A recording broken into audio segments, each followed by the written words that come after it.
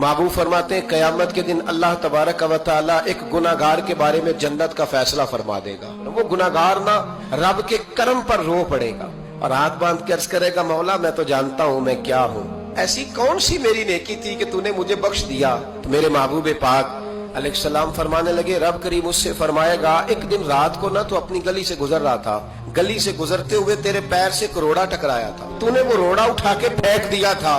क्यों फेंका था?